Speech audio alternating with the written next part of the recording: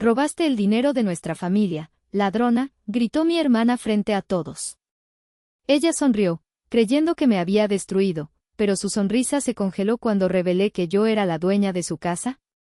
El aire dentro del Hacienda de los Morales, un restaurante elegante y pretencioso en el corazón de San Ángel, se sentía tan pesado y denso como la salsa de mole que adornaba los platos de los comensales. El murmullo de las conversaciones educadas, el tintineo de los cubiertos de plata contra la porcelana y el suave rasgueo de una guitarra española en algún rincón creaban una atmósfera de lujo artificial.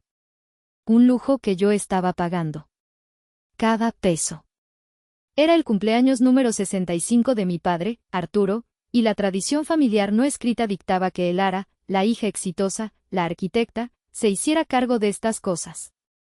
Yo era la anfitriona, la organizadora y, lo más importante, la cartera. Sentada a la cabecera de una larga mesa de caoba, observaba a mi familia. Mi madre, Silvana, ajustaba nerviosamente su chal, lanzando sonrisas tensas a mi padre, quien parecía un poco abrumado por la opulencia del lugar. Al otro lado, mi prometido, Dante, me encontró la mirada por encima de su copa de vino. Sus ojos oscuros y tranquilos me enviaron un mensaje claro: estoy aquí. Respira. Le devolví una sonrisa diminuta, agradecida por su presencia, mi ancla en este mar de tensiones familiares. Y luego estaba mi hermana. Renata. A sus 35 años, Renata era una obra de arte de la autopresentación. Su vestido de diseñador, probablemente comprado a crédito, su cabello perfectamente ondulado y su maquillaje impecable estaban diseñados para llamar la atención. Durante la primera hora de la cena, había estado inusualmente contenida, picoteando su ensalada de quinoa y lanzándome miradas calculadas, como un depredador evaluando a su presa. Yo conocía ese silencio. Era la calma antes de la erupción de un volcán, el aire quieto antes de un huracán. Con Renata, la paz siempre era un presagio de guerra. La guerra comenzó justo cuando los meseros, con una sincronización ensayada, se acercaban a la mesa portando un pastel de 3 leches con una vela solitaria y chispeante. Renata se puso de pie de un salto, tan abruptamente que su silla de madera tallada se tambaleó y golpeó el suelo con un ruido sordo y resonante. El rasgueo de la guitarra se detuvo. Las conversaciones de las mesas cercanas se apagaron. Todos los ojos se volvieron hacia nosotros. Apoyó las palmas de las manos sobre el mantel de lino blanco, sus nudillos pálidos. Sus ojos, que normalmente brillaban con una alegría falsa para sus miles de seguidores en Instagram, ahora ardían con una furia que parecía demasiado ensayada para ser real. Apuntó un dedo tembloroso en mi dirección, la uña de acrílico rojo carmesí como la punta de una lanza. Eres una ladrona, Elara. La acusación fue un chillido agudo, penetrante, diseñado no solo para ser escuchado, sino para herir. El silencio que siguió fue absoluto, un vacío que absorbió todo el sonido del restaurante. Mi madre se llevó una mano enjollada a la garganta, su boca formando una O de horror de telenovela. Mi padre la miraba fijamente, con el ceño fruncido en una mezcla de confusión y dolor. Renata aprovechó el silencio, saboreando su momento. «Te robaste el dinero para la operación de papá», gritó, y esta vez, como por arte de magia, 2 lágrimas perfectas brotaron y rodaron por sus mejillas perfectamente contorneadas. «Toda la familia confió en ti. Te pedimos ayuda y nos traicionaste. ¿Cómo pudiste ser tan desalmada, tan miserable?» Sentí el peso de docenas de miradas sobre mí. Eran como pequeños proyectiles físicos, juzgándome, condenándome. Vi la duda florecer y convertirse en decepción en el rostro de mi madre. Vi la confusión de mi padre transformarse en una tristeza profunda. Dante apretó mi mano bajo la mesa con una fuerza que casi me hace daño, su cuerpo tenso y listo para saltar en mi defensa. El guión de Renata era claro: en este acto, yo debía desmoronarme, llorar, negar débilmente, quedar expuesta como la hija egoísta y sin corazón. El público esperaba mi colapso. Mi familia lo esperaba. Pero en lugar de sentir el pánico y la vergüenza que ella quería provocar, una extraña calma se apoderó de mí. Era el cansancio de toda una vida. El agotamiento de haber interpretado el mismo papel en la misma obra familiar una y otra vez. Y con ese cansancio, vino una claridad helada. Así que, en lugar de llorar, respiré hondo. Dejé escapar el aire en un suspiro largo y tembloroso. Y luego, para el asombro de todos, una pequeña sonrisa, irónica y desprovista de toda calidez, se dibujó en mis labios. Renata se quedó boquiabierta. Su actuación requería mi participación, mis lágrimas, mi desesperación. Mi sonrisa no estaba en el libreto. Ella no sabía que, aunque ella había montado el escenario, yo había traído mi propio guión, uno que llevaba años escribiéndose en secreto. Y esta noche, por fin, era el estreno. Para que entiendan la naturaleza de esa sonrisa, deben acompañarme en un recorrido privado por un lugar que solo existe en mi memoria, mi museo personal del dolor. Es una galería extensa, con salas y pasillos construidos a lo largo de 3 décadas, cada exhibición un monumento a la dinámica disfuncional de mi familia. La pieza central de esta sala es una fotografía ampliada. En ella, Renata, con 19 años, posa triunfante frente a la Sagrada Familia en Barcelona. Lleva unas gafas de sol de diseñador y una sonrisa despreocupada. Para financiar esta foto y el supuesto máster en marketing de moda, que la justificaba, mis padres vendieron la única propiedad de inversión que poseían, un pequeño terreno heredado de mi abuelo, su única red de seguridad para la vejez. Recuerdo la conversación en la cocina como si fuera ayer. Yo tenía 18 años y acababa de ser aceptada en la Facultad de Arquitectura de la UNAM. Estaba haciendo malabares con mis clases y un trabajo de medio tiempo en una cafetería para poder comprar los costosos materiales que necesitaba. Es una oportunidad única para tu hermana, Elara, me explicó mi madre, evitando mi mirada. En Europa están los mejores contactos. Esto asegurará su futuro. Mi padre asintió en silencio, como siempre. ¿Y mi futuro?, quise gritar. Pero me tragué las palabras. 6 meses después, el máster se había disuelto en una bruma de sangría y fiestas en la playa. Renata abandonó las clases y se embarcó en un tour de 1 año por Europa, financiado por el sacrificio de mis padres. Sus publicaciones en redes sociales eran un puñal diario en mi corazón, aquí en un festival de música en Bélgica, allá esquiando en los Alpes suizos. Mientras tanto, yo pegaba maquetas hasta las 3 de la mañana, alimentándome de café y galletas baratas, sintiéndome invisible. Cuando finalmente regresó a México, sin título pero con un bronceado espectacular y un acento español afectado, fue recibida como una heroína que regresa de la guerra. Pobrecita, qué difícil debe haber sido estar tan lejos, decía mi madre, mientras yo, la que se había quedado, la que trabajaba y estudiaba sin descanso, seguía siendo un mueble más en la casa. Avancemos unos años. Mi pequeña firma de arquitectura, Línea y Espacio, empezaba a hacerse un nombre. Había conseguido mis primeros proyectos importantes. Fue entonces cuando Renata, después de una serie de trabajos de los que fue despedida por diferencias creativas, tuvo una nueva revelación. Quería ser una emprendedora. Su idea, una marca de joyería de autor. La escena tuvo lugar en la sala de estar de mis padres.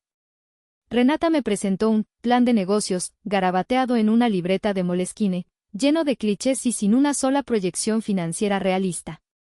Necesito un capital semilla, hermanita. 150,000 pesos para empezar. Sé que para ti eso no es mucho. Mi instinto me gritaba que no. Pero entonces mi madre puso su mano en mi brazo. Elara, es tu hermana. La envidia es un sentimiento muy feo. Si a ti Dios te ha dado la bendición de que te vaya bien, lo menos que puedes hacer es compartir. La manipulación era tan burda, tan obvia, pero yo, estúpidamente, todavía anhelaba su aprobación. Hice la transferencia. La marca de joyería nunca existió más allá de una cuenta de Instagram con 3 fotos borrosas. El dinero, como descubrí más tarde a través de amigos en común, se destinó a un bolso de Chanel, un fin de semana con todo pagado en un spa de lujo en Valle de Bravo y a liquidar las deudas de sus tarjetas de crédito. Cuando, 1 año después, reuní el valor para preguntarle por el préstamo, soltó una carcajada. ¿Préstamo? Ay, Elara, qué graciosa. Fue una inversión de riesgo. Así son los negocios. Además, el dinero no lo es todo en la vida. Deberías aprender a ser menos materialista. Mis padres, presentes en la conversación, asintieron con la cabeza. La última gran exhibición es un objeto más modesto, la llave de un coche. Mi primer coche, un Mazda 3 que compré con mi primer bono de ganancias. Recuerdo la sensación de orgullo, de independencia. Duró exactamente un día.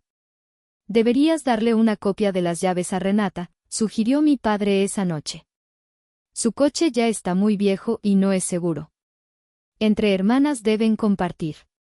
Renata no compartió el coche. Se apropió de él. Lo usaba sin avisar, lo devolvía con el tanque vacío y lleno de basura. La gota que derramó el vaso fue cuando lo encontré una tarde con un largo arañazo en la puerta del pasajero. Cuando la confronté, lo negó. Eso ya estaba ahí. Más tarde, admitió que había rozado una columna en un estacionamiento. No es para tanto, es solo pintura. Qué exagerada eres. Nunca pagó por la reparación.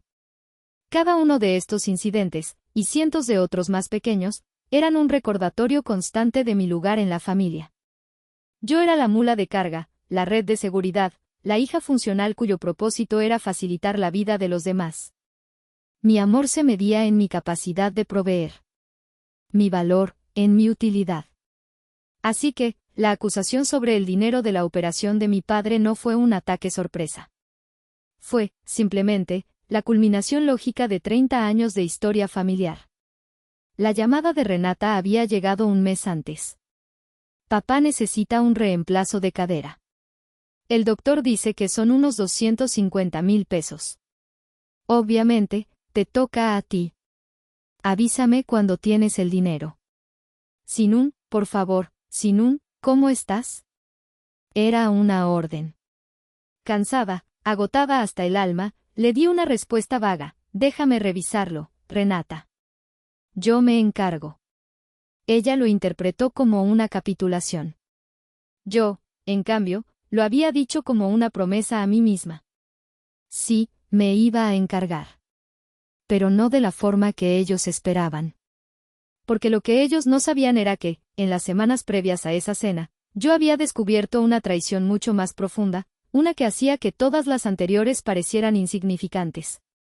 Una traición que me dio la fuerza para, finalmente, quemar el museo hasta los cimientos.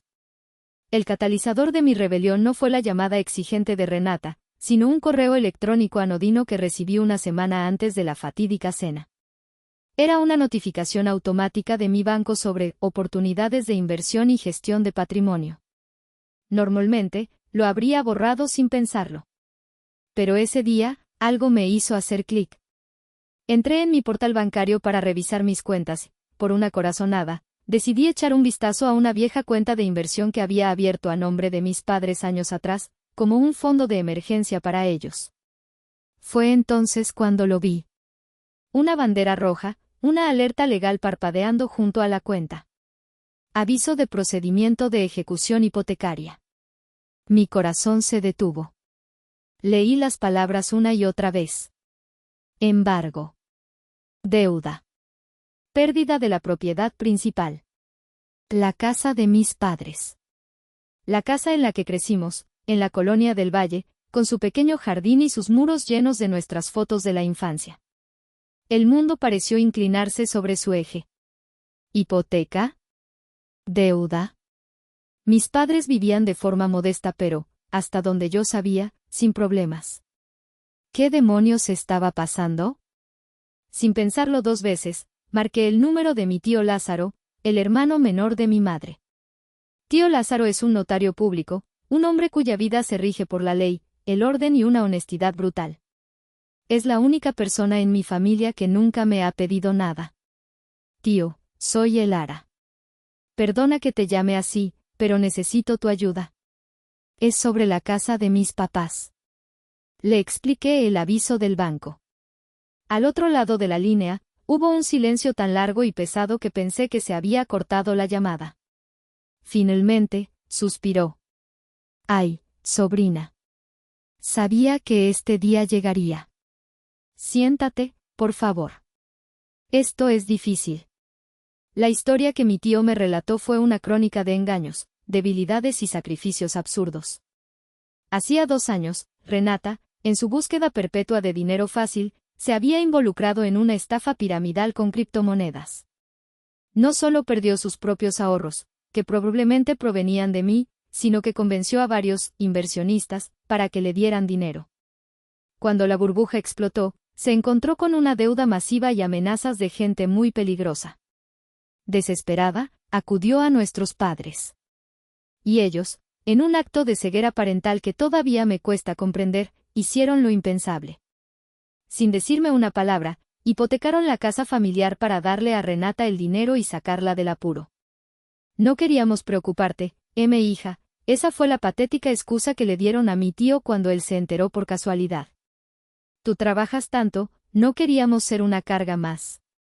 La verdad era mucho más fea, no querían que yo, la hija responsable, les dijera la verdad. No querían que les impidiera cometer una locura por proteger, una vez más, a su hija irresponsable. Durante 2 años, habían estado pagando la hipoteca a escondidas, usando la pensión de mi padre y agotando sus pocos ahorros. Pero la carga se volvió insostenible. Se atrasaron en un pago, luego en 2, y ahora el banco estaba a punto de quedarse con todo. Cuando colgué el teléfono, no sentí rabia. Sentí un vacío helado. Era el dolor de la exclusión absoluta. Me habían borrado de la ecuación familiar, relegándome al único papel que consideraban que me correspondía, el de proveedora de fondos de emergencia. No era una hija a la que se le confía un problema, sino un recurso que se explota. Dante llegó a mi apartamento esa noche y me encontró en el balcón, mirando las luces de la ciudad sin verlas. Le conté todo, mi voz monótona, desprovista de emoción. Él me escuchó en silencio, su rostro endureciéndose con cada palabra. Cuando terminé, me rodeó con sus brazos. No dijo, te lo dije, aunque llevaba años advirtiéndome sobre la toxicidad de mi familia. En su lugar, dijo las palabras que necesitaba oír. Se acabó, mi amor, susurró en mi cabello. Ya no más. No puedes seguir prendiéndote fuego para mantenerlos calientes a ellos. Este ciclo se rompe esta noche. Y lo vamos a romper juntos, en tus términos. En ese abrazo, la desesperación se transformó. Se convirtió en una resolución de acero. Ya no sentía la obligación de salvarlos. Sentía la necesidad de salvarme a mí misma. El plan nació en ese momento, claro y despiadado en su simplicidad. No iba a firmar otro cheque. No iba a tapar otro agujero en su barco que se hundía. Iba a comprar el barco entero. Llamé de nuevo a mi tío Lázaro. Tío, necesito el favor más grande de tu vida. Quiero comprar la deuda de la casa. Quiero que la escritura esté a mi nombre.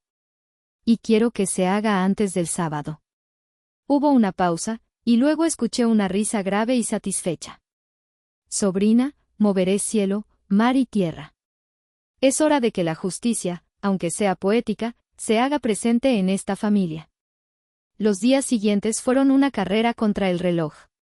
Dante y mi tío se convirtieron en mi equipo de guerra.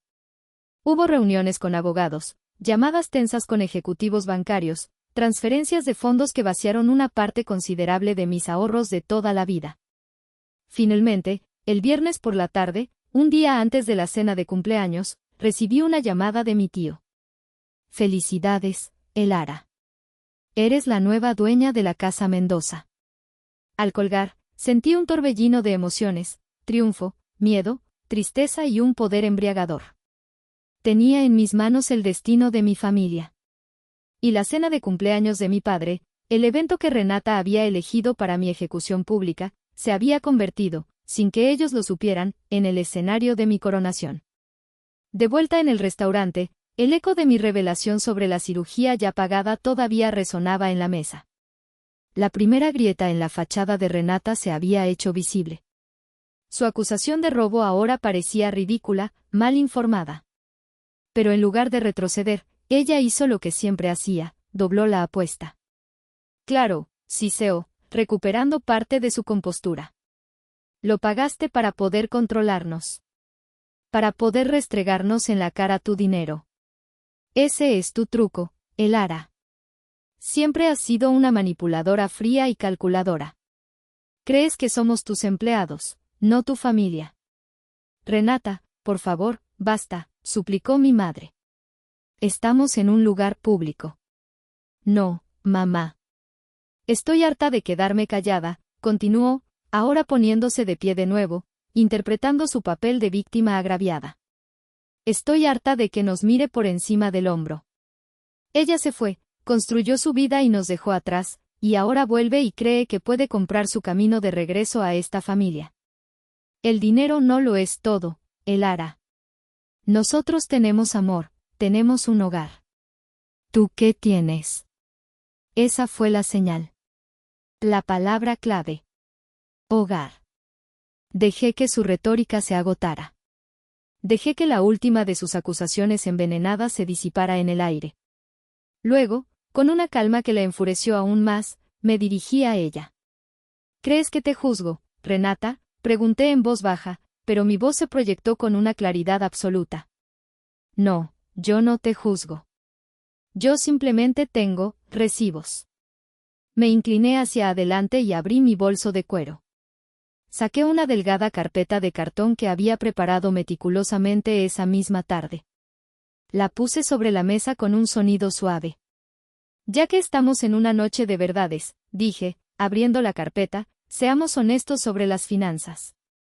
¿Recuerdas el capital semilla de 150,000 pesos para tu negocio de joyería?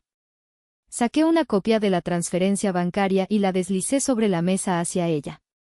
Aquí está. Fechada hace 5 años. Luego saqué una impresión a color de una de sus publicaciones de Instagram de la misma semana. Ella, posando con un bolso de Chanel. Y aquí está la inversión. Curiosamente, este bolso cuesta casi exactamente 150,000 pesos. ¡Qué coincidencia! La cara de Renata se puso pálida. Saqué otra hoja. Y hablando de generosidad, aquí hay un resumen de todas las veces que convenientemente olvidaste tu cartera en los últimos 3 años.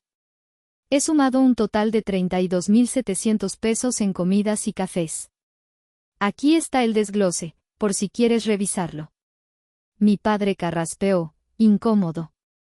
Mi madre miraba fijamente el mantel. Y mi favorita, continué, implacable, la reparación de mi coche. El arañazo que ya estaba ahí. 15,000 pesos. Aquí está la factura del taller. Puse los papeles uno al lado del otro, creando una exposición financiera de su parasitismo. Así que, no, Renata. No te juzgo. Simplemente te muestro el espejo. Durante años, has vivido de mí, mientras me acusabas de ser la materialista. Acorralada, humillada, Renata recurrió a su último refugio, el victimismo emocional. Las lágrimas volvieron, esta vez quizás un poco más genuinas. Lo haces sonar tan feo. Eres mi hermana. Se supone que las hermanas se ayudan. Pero tú no entiendes nada de familia. Al final del día, yo tengo a mis padres. Tengo un hogar. Un lugar al que siempre podré volver. Y tú, con todo tu dinero, estás sola. Fue la frase más estúpida y, al mismo tiempo, la más perfecta que podría haber dicho. Era la culminación de su arrogancia, la creencia inquebrantable de que, sin importar cuánto abusara de ellos, el hogar familiar era su derecho de nacimiento, su santuario intocable. Un hogar, repetí, saboreando las palabras. La miré, y por primera vez en mi vida, no sentí ni una pizca de lástima por ella. Tienes toda la razón, Renata. Un hogar es lo más importante. Metí la mano en mi bolso por última vez. Esta vez, lo que saqué no era una simple hoja de papel. Era una carpeta azul, gruesa, con el sello dorado de la Notaría Pública 14 de la Ciudad de México. La coloqué sobre la mesa con un golpe seco y definitivo que hizo vibrar las copas de vino. Es tan importante, dije, mi voz ahora resonando con un poder que ninguno de ellos me había escuchado usar jamás, que cuando me enteré la semana pasada de que el banco estaba a punto de quitarles la casa a papá y mamá porque la hipotecaron en secreto para pagar tus deudas de juego, decidí hacer algo al respecto. La revelación de la hipoteca cayó como una bomba. Las caras de mis padres se descompusieron en una mezcla de culpa y terror. Renata se quedó helada. Abre la carpeta, papá, le ordené suavemente. Con manos que temblaban visiblemente, mi padre la abrió.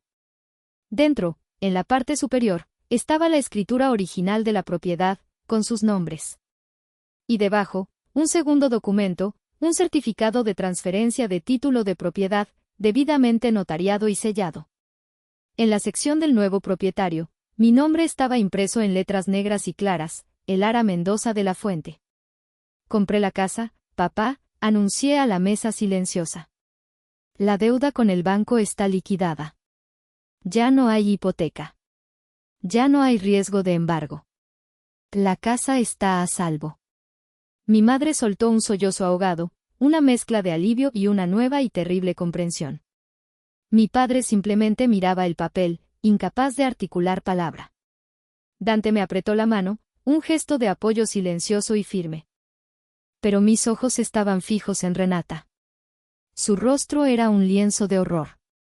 La arrogancia, la confianza, la seguridad de tener siempre un lugar al que caer, todo se había evaporado. Se dio cuenta, en ese instante, de que el suelo bajo sus pies había desaparecido. Me puse de pie, alisando mi vestido. Dante se levantó conmigo. Así que sí, Renata, tienes razón, dije, mirándola desde mi nueva altura. Tienes un hogar al que volver esta noche. Pero que te quede muy claro, a partir de ayer, estás durmiendo bajo mi techo. Estás viviendo, por caridad, en mi casa. Luego, me dirigí a mis padres.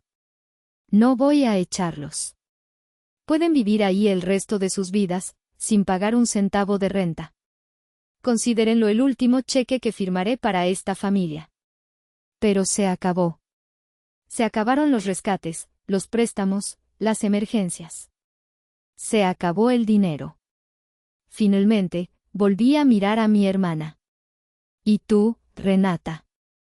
Tienes 30 días para empacar tus cosas y encontrar tu propio lugar para vivir.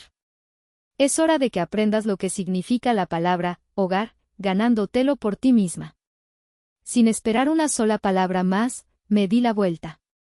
Con Dante a mi lado, caminamos a través del restaurante silencioso, dejando atrás la mesa, el pastel de cumpleaños sin tocar y las ruinas de la familia que una vez creí tener.